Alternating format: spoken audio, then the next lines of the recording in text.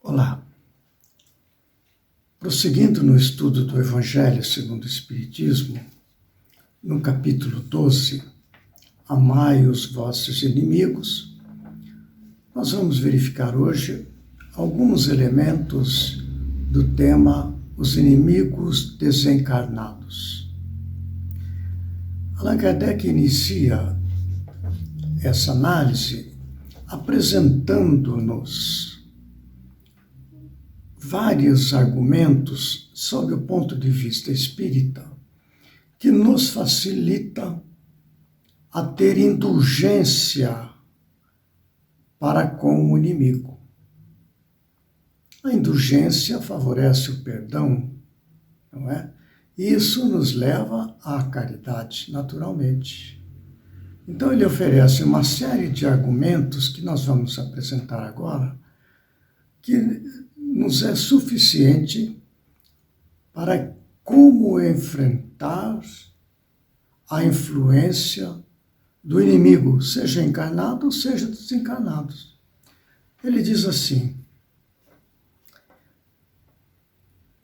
o espírita sabe, primeiramente, que a maldade não é um estado permanente dos homens. Porque nós sabemos que existe a evolução humana. Deus criou todos simples e ignorantes, e nós, através das múltiplas encarnações, enfrentando as dificuldades da vida, aquela coisa toda, evoluímos em inteligência, em sabedoria, e evoluímos também na parte moral, em sentimento. As múltiplas encarnações conduzem ao progresso constante. Tanto que Allan Kardec, no Livro dos Espíritos, nas questões número 101 e seguinte, ele apresenta uma classificação conforme a evolução dos espíritos, encarnados ou desencarnados.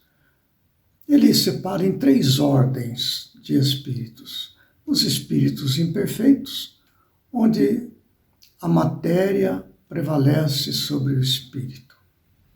Os bons espíritos, onde o espírito já sobrepõe a matéria. E os espíritos puros, onde a matéria já não influencia de modo algum. Então, vê que, com o passar do tempo, nós prosseguiremos nesta evolução percorrendo estas 3 ordens de espíritos: os imperfeitos, os bons espíritos, e até chegarmos na condição de espíritos puros. Nós vamos ver ali nessas questões vários detalhes de cada uma das ordens, que eu recomendo muito, questões 101 e seguintes do Livro dos Espíritos. Então veja que a maldade não é um estado permanente dos homens. O fato de saber isto nos leva a compreender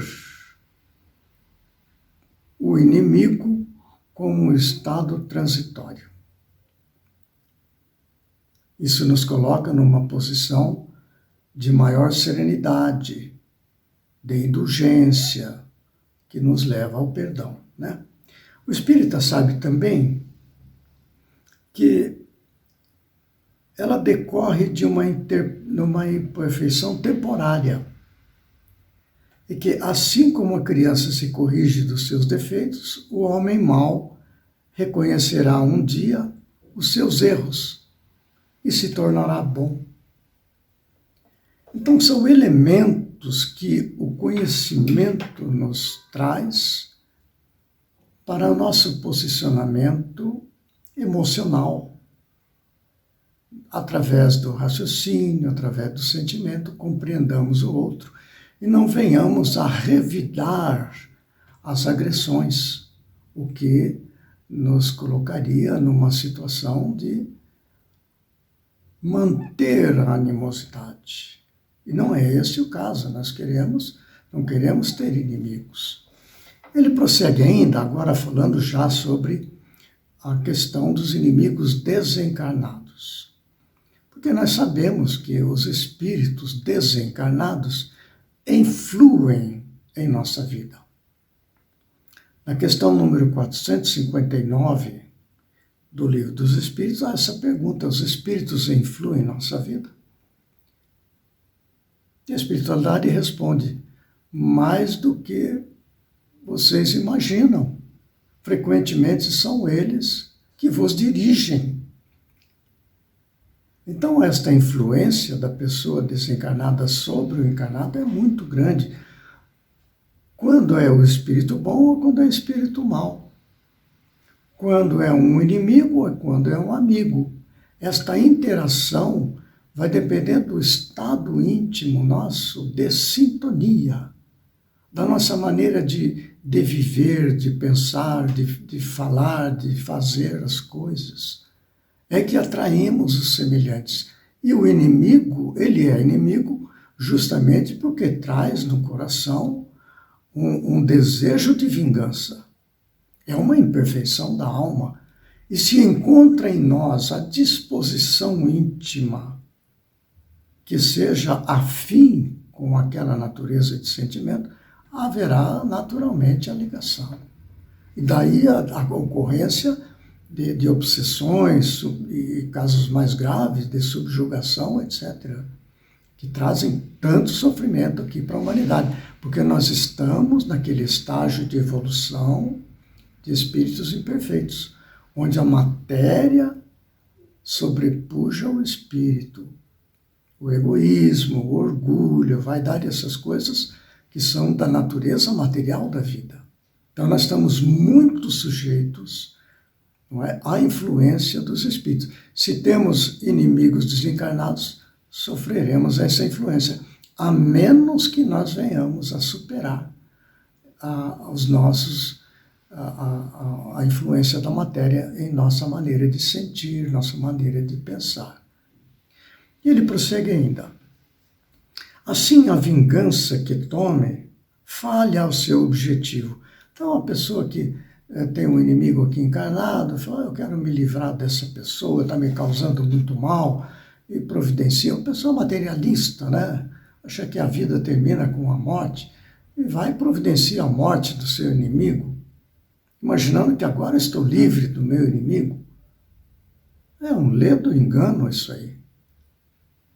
Até fica pior, porque o inimigo desencarnado, encontrando a gente encarnado, ele fica muito mais livre para influenciar negativamente, induzindo-nos, conduzindo-nos a prejuízo, a danos, a desequilíbrios.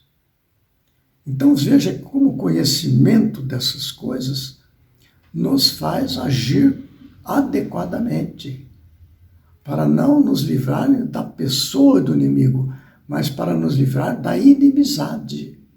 Quem sabe até com uma mudança de comportamento, como vão ver mais adiante, transformar o inimigo num amigo. Não é fácil, eu sei, porque temos que vencer em nós as nossas inclinações, mas que nós as temos bastante. Então veja, assim a vingança que tome falha o seu objetivo, visto que, ao contrário, tem por efeito produzir maior irritação, capaz de passar de uma existência a outra.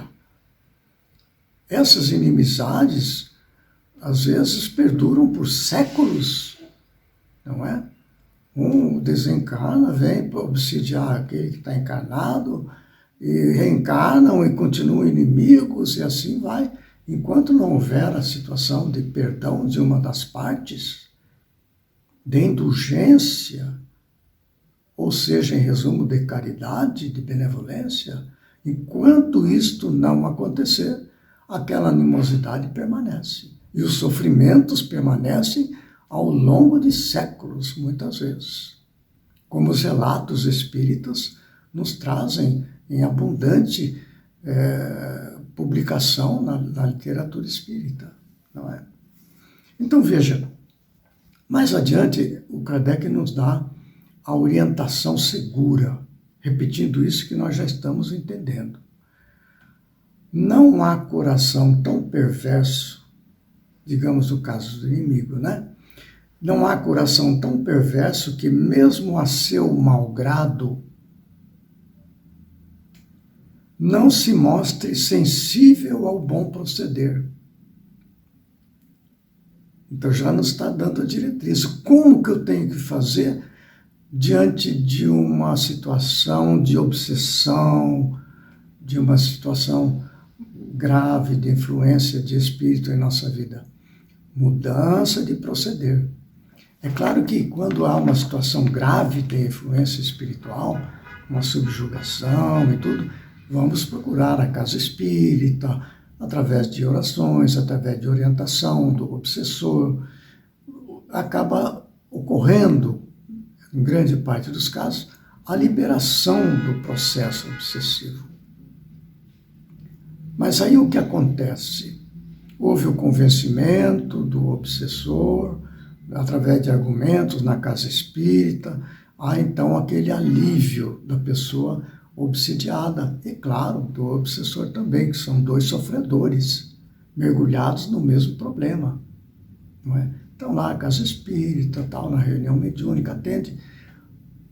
Mas o que cabe a fazer assim que a pessoa atendida se recupera? Está melhor, está mais lúcida, passou o problema.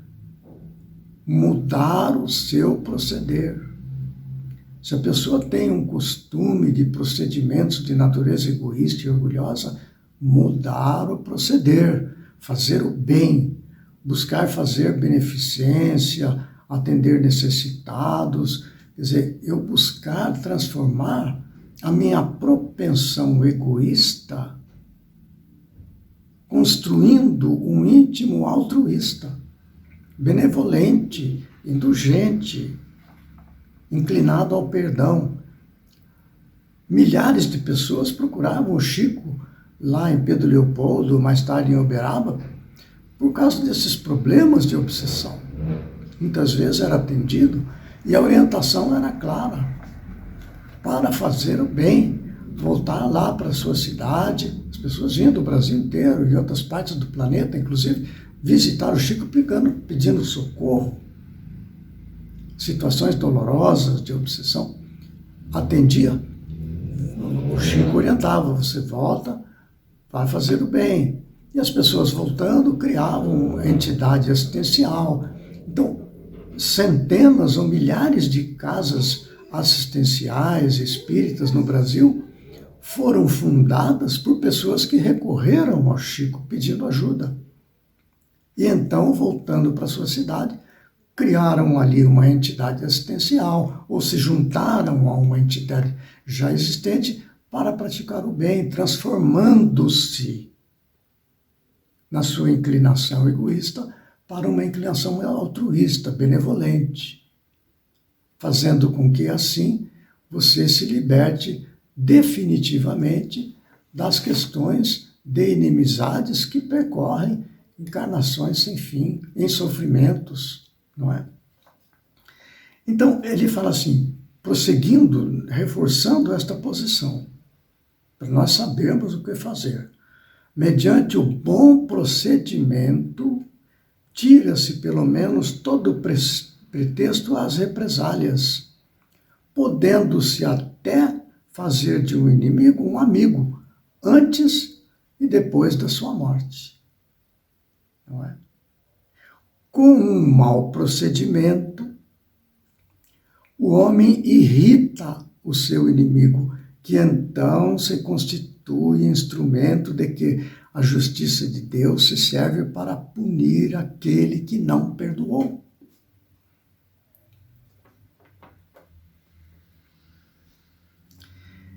Então, eu vou deixar esse tema neste ponto. Há muitos detalhes ali no texto que eu recomendo, né? Que procure fazer uma leitura, ver tantos detalhes que o Kardec nos oferece. Como que nós lidamos conosco ante uma situação de influência de inimigos desencarnados? Ele deu todo o roteiro, porque pensando nesses casos, nós não nos tornamos uma pessoa reativa ao mal que nos é feito. Ao contrário, nós nos tornamos serenos, compreensivos e com uma disposição íntima mais equilibrada, fazendo com que assim nós possamos superar os períodos graves de ataque, digamos assim, de influência de desencarnados sobre encarnados. E como orientar nossos entes queridos, nossa família. Nós sabemos ali vários elementos nos é dado por Kardec. Não é só o nosso inimigo pessoal, porque nós também estamos num planeta de humanidade imperfeita, como vimos, onde predomina a matéria sobre o espírito, o egoísmo, o orgulho. Nós estamos sujeitos a criar inimigos e tudo, e trazemos inimigos do passado, de outras encarnações que nos encontram e vêm na busca da sua vingança. Como que nós lidamos intimamente com o assunto e como podemos também orientar pessoas amigas em casos em que se identifica uma ação obsessiva sobre pessoas conhecidas. Vamos deixar este tema por aqui assim, com estas ligeiras observações, orientações para a nossa vida diária. No próximo vídeo, prosseguindo ainda no capítulo 12, Amai os vossos inimigos, com o tema Se alguém vos bater na face direita, apresentai-lhe também a outra. Até lá então, que Jesus nos ampare e fortaleça.